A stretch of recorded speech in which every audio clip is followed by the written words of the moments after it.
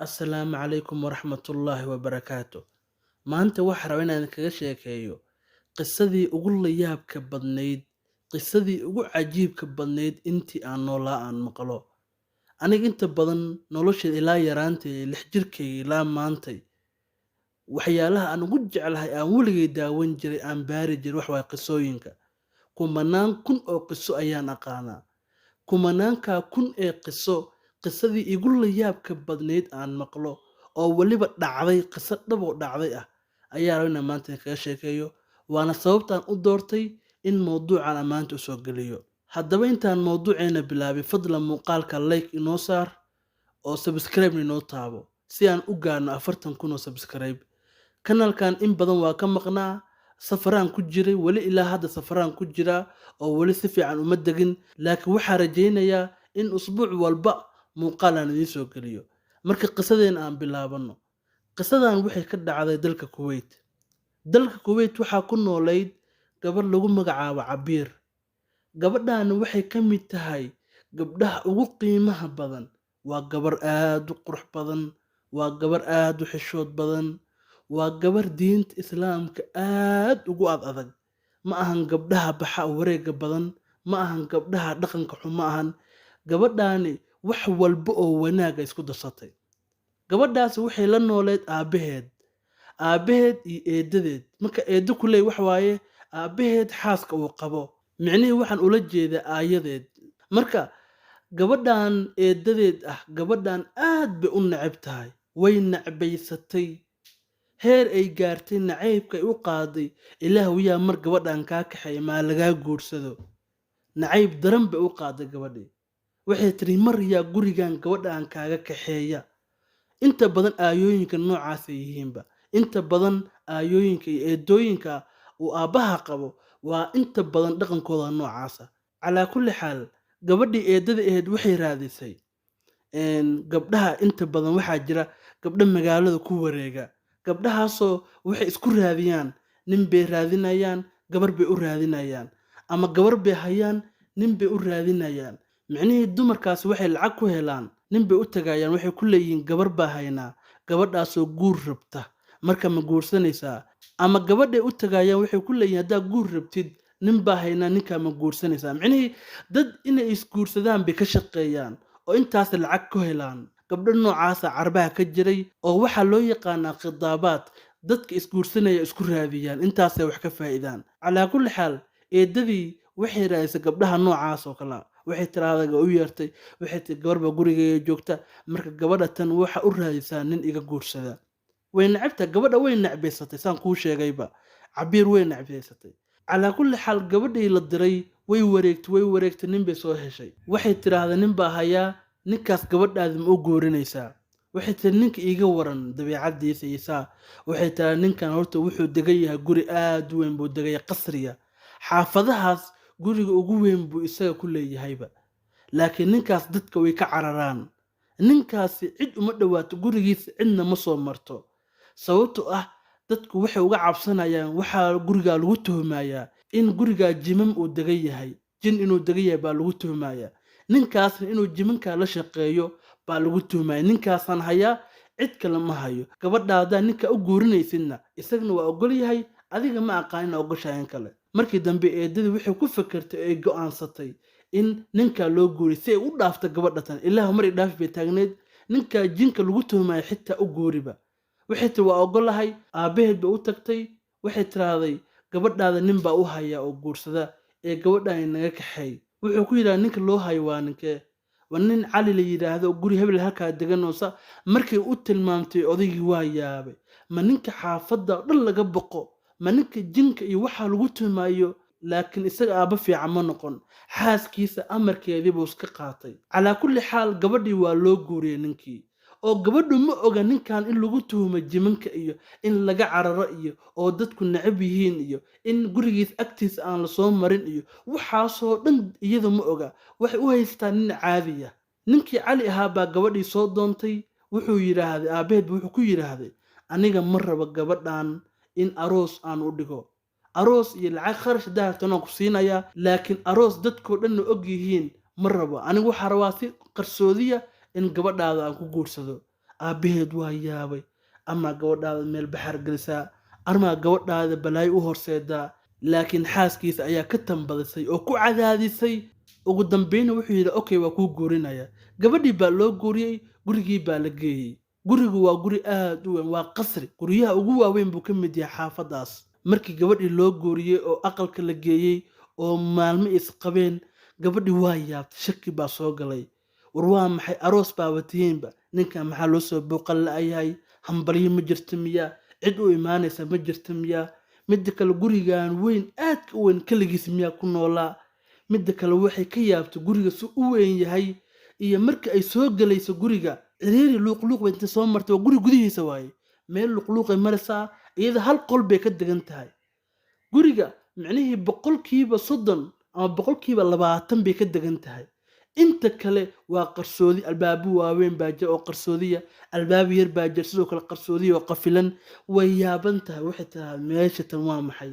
war maxaa khaldan bay tahay, guriga maxaa ka khaldan? cidna soo booqan maysa miyaa ninkan? intaa waxaaba ka daranba, iyada wuxuu ku yidhaahda wax cunno aha karin, anaa cunno kuu keenaya. maalin walba cunno macaan buu u keenaa, 3 waqtiba, quraac iyo qado iyo casho, wuxuu u keenaa cunno macaan. markaasay yaabtay, oo xagee ku soo kariyaa?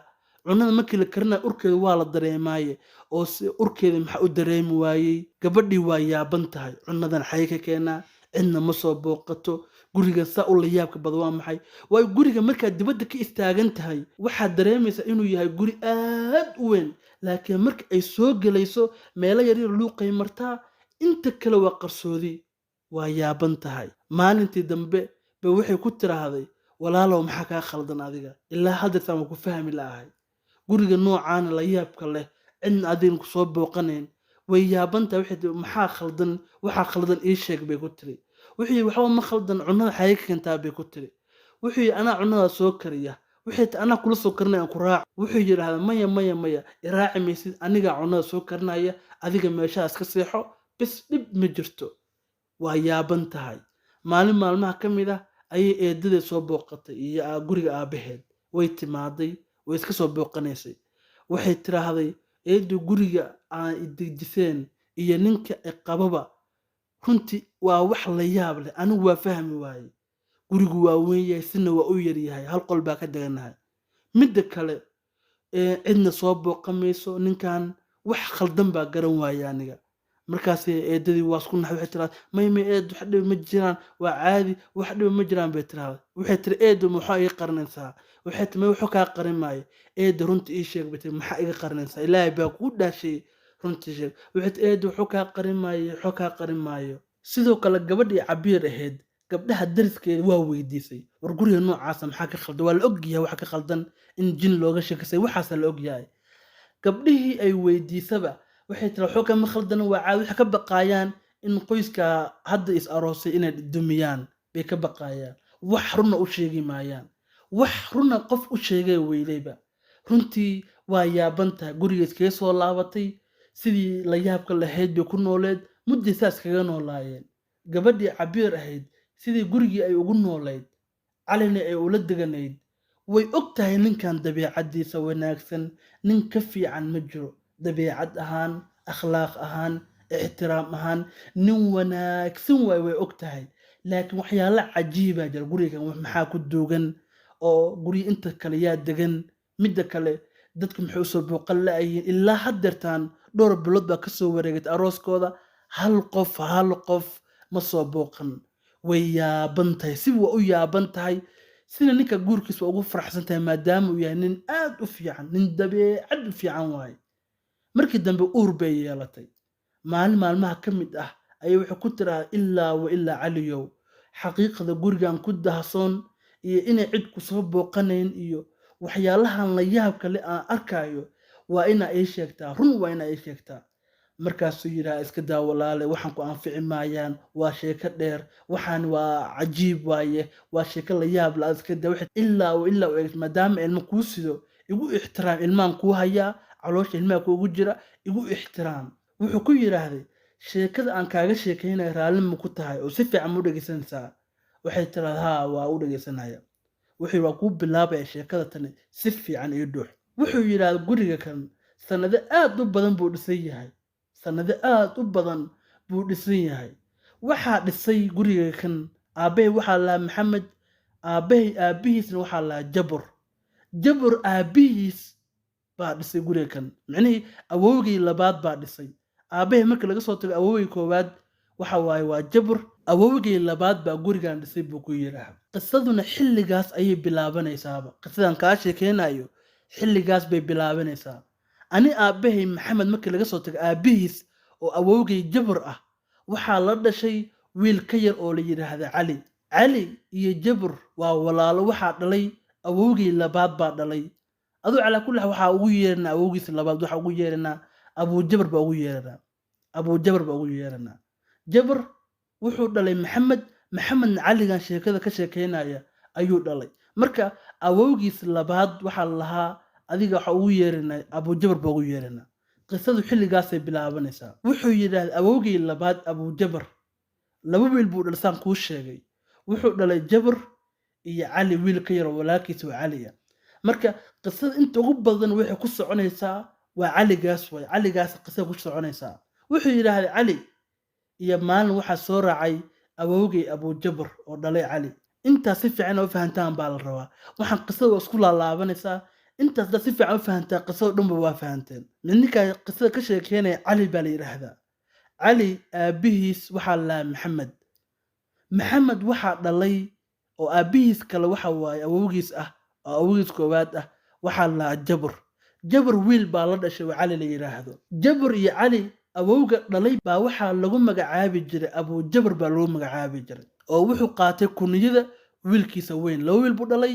jabr iyo cali marka cali bay qisada in badan ku socotaa abuujabar iyo cali oo isla socda oo wiil iyo aabbihiisa saan kuu sheegayba haddaa fahantay oo maalin isla socda ayaa suuqa soo aaday markay suuqa soo aadeen cali iyo aabbihiis abuujabar oo isla socda ayaa waxaa ka hor yimaaday nin ay saaxiibo yihiin odayga labada oday waa wada sheekaysanayeen inay saaxiibo yihiin oo daris ahaayeen ayaa ka hor yimid marka abuujabar iyo ninkaas waa wada sheekaysanayeen ninkaas wuxuu watay gabar yar oo lagu magacaabo nuura gacantu ka haystay abuujabarna wiilkiisa cali ayuu gacanta ka haystay wiilkaasna wuxuu jiraa 4 sano jira cali markaa wuxuu jiray 4 sano marka labada oday baa wada sheekaysanayay abuujabar wuxuu ku yiraa ninkii dariskiisa ahaa oo gabadha yar oo nuuro ah watay gacanta ka watay gabadhiisa yarta ah wuxuu ku yiraahday gabadhi muutu abuujabar saa madaxa u salaax wixii ilaahay gabadhaada ku barakeeyo markaas cali oo yar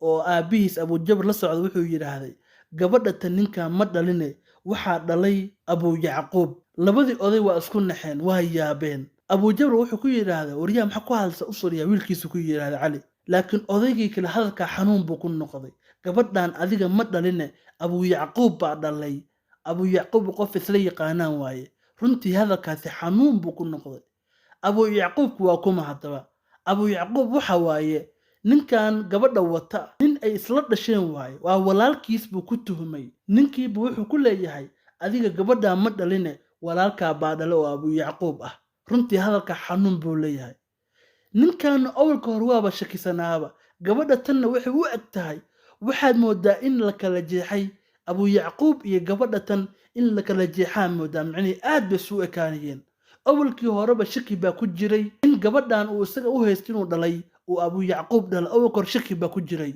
laakiin cali aabihiis abuujabar wuxuu yidhaha wiilkan waa iska hadlay ilmo yar waaye waa iska hadlay waxba hadalkiisa ka soo qaadin buu yidhaahday laakiin hadalka ninkaas xanuun buu ku noqday gabadhaada ma dhaline abuu yacquub baa dhalay oo walaalkaaya waa bay ka dhigantaa runtii markuu guriga ku laabtay aad buu uga fakaray wuxuu aaday abuu yacquub buu aaday ninkii wuxuu yidhaahday walaalkaya waxaan kuu sheegayaa maxaa ay sheegaysaa boob ku yidhaahday wuxuu yidhaahday maantay abuujabar iyo cali oo isla socda ayaan arkay caligii yaraa ee 4 sano jira wuxuu yidhaahday gabadha nuuro ah aad wadatid adiga ma dhaline marka hadalka maxaa ka leedahay markaas ku yidhi walaalkay wallaahi kuma khiyaamin weligaa xaaskaaga uma dabamarin wax khalada ma samayn wallaahi bay iga tahay xaaskaaga weligay baana damcin weligay ma damcin buu ku yidhi ninkii abuu yacquub ah wuxuu ku yidhi bal inkeen wiilkii aan ku laabane wiilkii bay u yimaadeen marka hore wuxuu yimaadeen abuujabar waxay ku dhaheen wiilkaaga cali baa u baahanaanay abuujabar wuxuu yidhaahday hadalkii shalay uu wiilka kugu yiraahday oo wiilkan ilmo yar maadaama iska hadlaayo miyaa run u qaadateen maxaa khaldan wuxuu yidhaa may horta wiilka keen waa arkeenaaye wiilkii cali ahaa baa loo yeeray waxaa lagu yidhaahday gabadhan nuura gabadhii way soo kaxeeyeen gabadhan nuura ayaa dhalay wuxuu yidhaahday gabadha tan waxaa dhalay abuu yacquub hadalkii si sax ugu sheegay markaas bay dhaheen okay waa mahadsan tahay way ka soo tageen markaas abuu yacquub wuxuu yidhi wallaahi walaalkayo weligaa kuma khiyaameen wallaahi walaalkayo weligay xaaskaaga uma dawamarin gabadhaana aniga ma dhalin waan ogahay gabadha tan in ani ii eg tahay laakiin wallaahi bay iga tahay inaan xaaskaaga aan far saarin waa ka xishoodaa oo dumaashaday baa u qiimeeya weligayna khalad kama gelin weligayna ma taaban inaan u galmoodo iska daaye weligay xitaa ma taaban wuxuu yidhaahday walaalkayow ana shaki kale igu jira marka halkan wax baa idinkaga sheegaya si fiican i dhegeysta gabadhan nuura ah ninka dhalay ee la leeyahay adiga ma dhaline ninkaas gabadha kaliya ma dhaline shantaasu dhalay afar waa wiilal iyo gabadha nuura ah buu dhalay ninkaas shanta ciyaal ah buu dhalay ninkan la leeyahay gabadha isagaa dhalay la leeyahay isagana wuxuu dhalay afar gabdhood iyo hal wiil ninkan abuu ah ee afarta gabdhood iyo halka wiil uu dhalay waliba wiilka aad buu isagana uga shakisanaa wiilkan wuxuu egyahay walaalkiis gabadhan nuuro la dhahona waxay u eg tahay isaga micnihii gabadhan nuuro la dhaho oo walaalkiis uu dhalay isagay u eg tahay in la kala jeexay baa moodaa isaga shantiisa ciyaalka ah markii afarta gabdhood laga yimaado wiilka uu dhalayna walaalkiis buu aad ugu egyahay walaalkiis buu aad ugu egyahay marka labada wiil ee walaalaha ah midna wuxuu dhalay afar gabdhood iyo hal wiil midna wuxuu dhalay afar wiil iyo hal gabar ninkan gabadha dhalay ee dheeraadka ahna walaalkiis buu egyahay kan wiilka dheeraadka ah dhalayna walaalkiis buu egyahay micnihii waa isweydaaris abuu nuura wuxuu u yimaaday xaaskiisa wuxuu ku yidhaahday abuu jabar wiilkiisa yarka ah labada wiil jabar ma ahane cali wuxuu yidhaahday gabadha tan nuura la dhaho adiga ma dhalina waxaa dhalay abuu yacquub oo walaalkaya marka maxaa khaldamiyaa i khiyaantay waxay ku tilahaa wallaahi weligay kuma khiyaamin xabad buu soo qaaday madaxuu ka saar wuxuu yidhaahday wallaahi waa ku dilaya runtii ii sheeg waxay tiri wallaahi oo bilaahi weligay kuma khiyaamin weligay ninkaa walaalka ahna oo dumaashigay ahna weligay inaa isku tagna iska daayay qol labadeena kuma kaliyeysan ismaba aragnee muxuu igu khiyaamaa laakiin waa daris labada walaala ah iyo xitaa abuu jabar saddexda qoysba waa daris ninkii waa ka soo tegay xaaskiisa wuxuu u yimaaday abuu yacquub wuxuu ku yidhi abuu yacquubow or adigana xaaskaaga soo warayso xaaskaaga afar gabdhood iyo wiil bay kuu dhashay wiilkaasna anuu ii eg yahay anigana afar wiil iyo gabar baan dhalay gabadhan aday ku eg tahay waxa khaldan horta xaaskaaga soo warayso ninkii abuu yacquub baa xaaskiisa u yimaaday wuxuu yidhaahday wallaahi waa ku dilayaa ee wiilkan walaalkay u eg yaa dhalay waxay tidhaahdaa adigaa dhalay wuxuu yidhaahday wallaahi waa ku dilayaa maanta nolosha kugu dambaysa ee runta ii sheeg yaa dhalay wiilkan waxay tidhaahdaa wiilkan waxaa dhalay walaalka haddaa runta kuu sheego gabadhaas walaalka uu dhalay ee nuuro la dhahona adaa dhalay haddaba siday wax u dhaceen baa kaaga sheekeynayaa fariiso wuu fariistay sheekadii baa u bilowday labada reer waa daris abuu yacquub afar gabdhood buu dhalay walaalkiisna afar wiil buu dhalay gabadhaa nuuro la dhaho iyo wiilkaas uu abuu yacquub dhalayna hal maalin bay dhasheen hal maalin hal habeen bay wada dhasheen weliba hal qol bay ku wada dhalaayeen waxay ku tiraahdaa markii hore anaa dhalay markaan ogaad inaa gabar kala dhalay oo gabar shanaad aan dhalay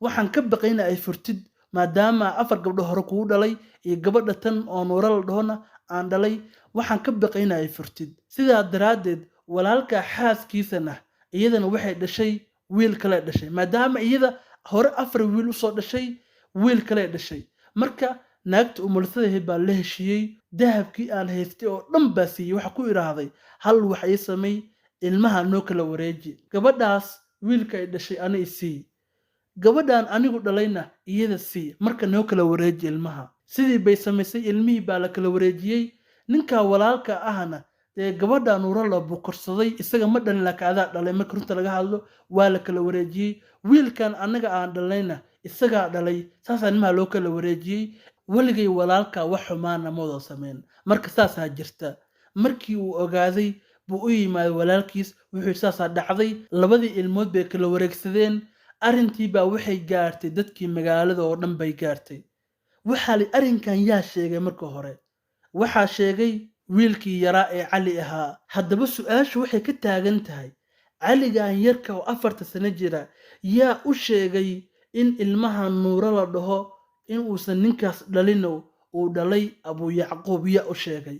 arrintu taasay ka taagan tahay. haddaba aan kuu sheego, wiilkan yarka ee cali la yidhaahdo wuxuu qabay cudur naadir ah. bilyankii qof baa laga helaa. cudurkaas waxa weeye qofku waxba ilaawi maayo. inta noloshiisa min bilow ilaa intuu ka dhimanayo waxba ilaawi maayo. wax walba maskaxdiisa ku jiraan. cudurkaas runtii aad buu u xun yahay. dadka qaar waxa laga dhahan waa fiican yahay hadduu waxba ilaaween. war ilaahay nimcada uuna siiyey waxaa ka mid ah wixii nagu dhacday daraad dhib kugu dhacday haddaa ilaa maanta xasuusanaysid ma adaa noolaan lahaa. ilowshahaasi waa nimco ilaahayna siiyey waaye. arrin kugu dhacday 10 sano ka hor inaa ilaa maanta aad u xanuunsanaysid oo weliba xasuusan tahay waa musiibo waaye. wiilka yarka aana cudurkaasuu qabay uusan waxba ilaaweyn. haddaba habeenkii 2 gabdhood ay dhalayeen oo ilmaha la kala wareejinayay, cali iyo hooyadiis oo wada socda ayaa qolka ay ku dhalayeen bay joogeen. markii ilmaha la kala wareejinayay, hooyadiis uma jeedin oo dibadda u baxday, laakiin cali guduhu ku jira waa arkayay in 2 ilmood la kala wareejinayay, laakiin ma hadli karin. aad buu u yaraa, sanad xitaa ma jirin. aad buu u yaraa, biluu jiray, laakiin waa arkayay in ilmaha la kala wareejinayay. anna hore waxaan kugu sheegay cali wuxuu qabay cudur ah inuusan waxba ilaaweyn. marka maalintaas uu aabihiis abujabar ah la socday ayuu saa ku dhahay, gabadha nuuralla adiga ma dhalin ee waxaa dhalay walaalka abu yacquub baa dhalay. saasuu ugu sheegay, saasayna ku dhacday. markii arrintii dadkii ay ogaadeen, dadkii waa yaabeen. waxay dhaheen war wiilkan jin waaye, aabbaha jinkiisa waaye. wiilkan jin waaye, aabbaha jinkiisa waaye. wiilkan ha laga fogaado. wiilki waa la takooray. dunida siday maanta casri u tahay xilliga casri uma ahayn oo cudurka waa la baari lahaa, waa la ogaan lahaa inuu wiilkan cudur ku dhacay, cudurkaasoo ah inuusan waxba ilaaween. laakiin waagaas jin bay u malaynayeen. wiilkii waa la takooray, dadkoo dhan baa ka cararayay, xitaa gurigii ay deganaayeen lagama soo agdhowaad. waxaa la yidhaahday wiilkan jimankuu la shaqeeyaa. adi calaa kulli xaal maalin maalmaha ka mid ah, cali iyo aabihiis abujabar oo guriga jooga nin baa u yimaaday. abujabar iyo ninkii baa wada sheekaysanayay. cali baa u yimaaday. cali ninkii wuxuu ku yidhahda adiga weli ma nooshahay? marka ninkii waa yaabay. wuxuu yidhahda weli ma nooshahay maxay tahay? mar kasta oo aabihiis abujabar nin u yimaad saasuu ku dhahaa, markas saas ku dhahaa adig ma nooshahay. micnihii wiilkan maadaama uusan waxba ilaaweyn, dadkay wuxuu u malaynayaa in ay weli nool yihiin, in badan ay nool yihiin buu u malaynaya. saasuu ku yidhi adigu weli ma nooshahay? ninkii isagoo yaaban buu guriga ka soo baxay. xaaskiisu u yimaaday. wuxuu ku yidhaahday war maantii odaygii abujabar ahaa wiilkiisi cali ah saasuu igu yidhaahday. waxay tira waxba maa wiil yar waa waxba ma kala ogeen naga daa bay ku tiraahday. hadhowdii cuntay u doontay. markii u soo laabatay oo cunnadii u keeni lahayd ay gurigii soo gashay, waxay aragtay ninkeedii oo dhintay. markaasay qaylisay. waxay tiraahday wiilka cali ahaa waa jin, ninkayga isagaa iga dilay, isagaa iga habaaray, muxuu u dhahay weli ma nooshahay? way qaylisay. dadkoo dhan baa isku yimaaday. sidii hore si ka daran baa wiilka loo takooray. sidii hore si ka daran baa wiilka looga cararayay. wiilkii wuxuu noqday tuka cambaale. dadkii oo dhan baa ka cararaya. keliya walaalkiis jabar ayuu la sheekaystaa. walaalkiis jabar oo ka weyna waa og yahay in wiilkan walaalkiis ah uu jin uusan qabin, laakiin uu ku dhacay cudur uusan waxba ilaawin. taas wuxuu ku ogaaday mar walba walaalkiis wuxuu ka sheekeynayaa wax mar hore kusoo dhacay buu uga sheekeynayaa. maalooba saa nagu dhacday, waagii saa nagu dhacday ma og tahay. micnihii wax mar hore lasoo dhaafay ayuu ka sheekeynayaa. marka saasuu ku ogaaday in walaalkiis jin uusan qabine, laakiin waxba uusan ilaaweyn. marka wiilkan yarka ay cali ah walaalkiis keliya la sheekaysta iyo aabihiis baa la sheekaysta. dadka intooda kale way ka carareen. cali walaalkiis ka weyn jabar dugsiguu dhigtaa. dugsigaana wali qur-aankii ma dhammayn. in badan buu dhiganaya qur-aanka walaakiin ma dhammayn. laakiin haddaa ku dhaho ka waran wiilkaa yarka ay ka yar walaalkiis ay cali la yidhaahdo quraanka oo dhan waa xifdisan yahay sababtu wax kale ma ahane markuu dugsiga aadayo waa la fariistaa kaliya dugsiga inta uu fadhiyo wax walba uu maqlo ilaawi maayo soo kuma sheegin marka wax walba uu maqlo ilaawi maayo caayadaha si maskaxiisa ugu dhaceysay ayuu kulli xifdiyey halka walaalkiis ka weyn Jabar ahna wali quraanka uusan xifdin maalintii dambe Abu Jabar wuxuu u yimaaday wiilkiisa macalinka dugsiga u dhigayay oo lagu magacaabo Xuseen wuxuu ku yiraahday macalinow wiilkayga waa kaas cali waad ogtahay dadku dhan way ka cararaan jim baa lagu sheegayaa marka kaale quraan saar markaas macalinka wuxuu yiraahday wiilka iikeen waxa ku dhajinaya 73 dab baa ku dhajinaya micnihii xilligaas caado ay lahayd baa jirta qofkii jin looga shakiyo 73 dab baa lagu dhajin jiray marka wuxuu yiraahday iikeen wiilka 73 dab baa ku dhajinaya wiilkii buu soo kaxeeyay cali ahaa waa loo keenay qol baa lagu soo xirxiray 73 dab buu ku dhajiyay shaw meel kasta wajigiisii jirkiisii dhan wada dab buu noqday waa ogtahay ilmo yar oo 4 sano jira haddii 73 dab lagu dhajiyo inaysan meelna ka banaanaaneen wiilkii waa cabaaday cali ahaa waa qaylinaya wuxuu leeyahay waaw dadku waxay leeyihiin wiilkii cali ahaa waa ka jin baa laga saaray ma maqlaysaan ka carar guryaha gala yuu jinka idin soo gaarine dadkii dhan waa kala carareen guryahay galeen cidna ma soo bixin wiilkiina waa qaylinaya 73 dab baa lagu dhajiyay markii 73 dab lagu dhajiyay macallinkii wuxuu yiraahday waan kaxeynaynaa baddaan geenaynaa waan soo dhaqaynaa waan runno caafimaadka ku jira wuxuu yiraahday macallinkii wiilka baddaan geenaynaa si aan dhiigga iyo waxaan uga soo dhaqno wiilkii cali ahaa ee yaraa ee dabka lagu dhajiyay runtii koomo gal miirkii dhan baa ka tagay koomo galay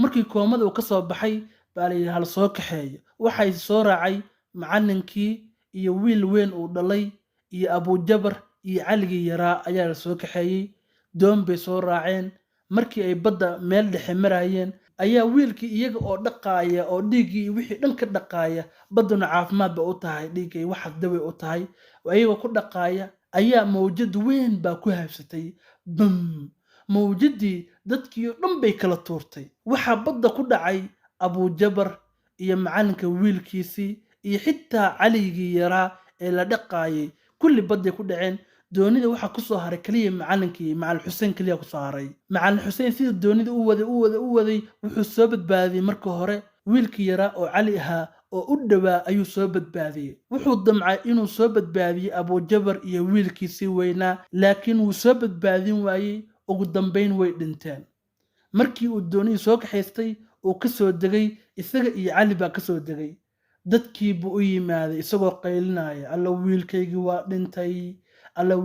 waa dhintay Abu Jabarna waa dhintay cali kaliyaan soo badbaadiyay dadkii awalkii hore iyagoo shaki ka qabay cali ayaa haddana takoorkii iyo shakigii baa ku sii siyaaday waxay dhaheen war dadkii dhan buu soo dilay xitaa aabihiis buu soo dilay iyo macalinka wiilkiisii weynaa buu soo dilay wiilkan waa jinka adeerkiis bay dhaheen magacaasay ku dhajiyeen jinka adeerkiis bay ugu yeeri jireen wiilkii cali ahaa guriga la keenay guriga markaas waxaa jooga Jabar walaalkiis ka weyn Jabar baa jooga aabahood Abu Jabarna waa dhintay saan hore u soo sheekeynay oo debadu ku dhintay wiilkii Jabar ahaa ee walaalkiis ayaa dhexda u xirtay in walaalkiis uu koriyo gurigii ku hayay shaqo aadi jiray waa soo shaqeyn jiray wuxuu soo helo ayay wada cuni jireen wiilkii Jabar ahaa wuxuu damcay inuu guursado gabdhaha dhanna way ka carray waxay leeyihiin jinka walaalkiis baa tahay wiilkan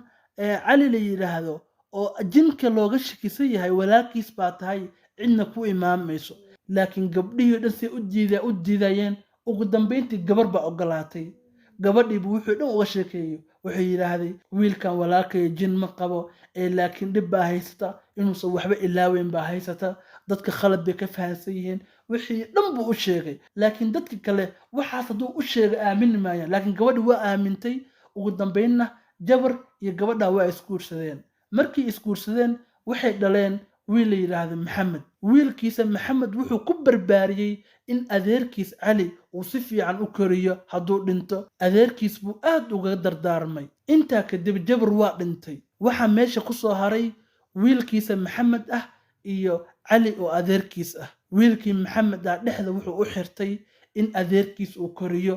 dadkan waxay dhahayaan dhag jalaqowsan u siin, dhexdu u xirtay. xitaa maxamedkan hooyadiis waa dhimatay, calaa kulli xaal dhexdu u xirtay, isagoo yar ayuu dhexda u xirtay. wuu usoo shaqayn jiray, wuxuu soo helo ayay wada cuni jireen isaga iyo adeerkiis cali oo jinka looga shakisan yahay. markii maxamedkii uu weynaadayna waa guursaday, wuxuu dhalay caligan sheekada ka sheekaynaya oo xaaskiisan uurka la hadda uga sheekaynaya. wuxuu ku yidhaahday gurigan saasaa dadka uga cararayaan, waxay u malaynayaan inuu jin ku nool yahay, welina waa nool yahay cali. ilaa hadda tanaa sheekada kuu sheegayo waa ilmaysay. waxay tiraahday odayga waa la dulmiyey. cali xilligaa wuxuu jiraa 80 sano jiraa. markuu cali xaaskiisa u keenayo cunto diyaarsan, marka hore cuntada gurigu ku kariyaa, markuu kariyo awowgiisna xoogaa buu siiyaa, xaaskiisana xoogaa buu u keenaa, saas uga qarinayay. wuxuu ku yidhaahday dadku saasay nooga cararayaan, awowgay calina saasaa looga cararaya. awowgay cali ba ani laygu magaca daray buu yidhaahda, saasay dadka uga cararayaan, ana saasa kaaga qariyay. waxay tiraahday nakeen aan soo arkay. markaas cali wuxuu ku yidhaahday ma arki kartid, wejigiisa haddaa aragtid aad baa uga naxaysaa, adigana xaamilaa tahay. marka xaamiladan waxyaalaha naxdinta ah ma fiicnaa. waana sax, waxyaalaha naxdinta ah waxa uma fiicna naxdo, khatar bay ugu jirtaa inuu ilmaha kasoo dilmo. calaa kulli xaal wuxuu yidhaahdaa arki maysid, iska daa marka hore dhal. waxay tahay ilaa waa inaan soo arka odayga miskiinka ah ee la dulmiyey, ay dadku uga shakiyay inuu jinni yahay. markii dambe waa soo kaxay, guriguu keenay, waa soo tusay cali haddi oo da ah. markaasay u timaaday, way ku dul ooyday. waxay tiraahday awow waa lagu dulmiyey, waa lagu dulmiyey runtii, dadku jin bay kaaga shakiyeen, laakiin jinna ma qabtid. wuxuu ku yidhaahday awowe dhib ma laha, waxaase dhib ma lahan, dadku waxay doonaan ha aaminaan, anigu jin ma qabo, laakiin aniga waxaan qabaa cudur naadir ah, cudurkaasoo ah inaanan waxba ilaaweyn. habeenkiina ma seexdo, waayo mar walba wax walba oo igu soo dhacay waan xasuustaa. saasaan u seexan la'ahay, hurdo way iga imaan la'ahay, in yar baa habeenkii seexdaa, intaa yartaa baa nastaa, laakiin intaan soo jeedo wax walba oo igu dhacay waan xasuustaa. gabadhii cabiir ahayd markii xaqiiqdii ay ogaatay dadku waxay gurigan uga cararayaan inuusan jin ahayn ay ogaatay, ayaa iyadaa dhexda u xiratay, cunada u samayn jirtay odayga iyo ninkeedaba. iyadaa dhexda u xiratay oo odayga korisay, walow odayga xilliyada in yar uu noolaa kadibna uu dhintay. iyadana caruur badan bay u dhashay cali. caruurteedii ayay qisadii uga sheekaysay. markii qisadeena maantay intaasay ku eg tahay. hana ilaawi inaad muuqaalka like saartid. haddii youtube-keena ku cusub tahayna subscribe inoo taabo. wassalaamu calaykum.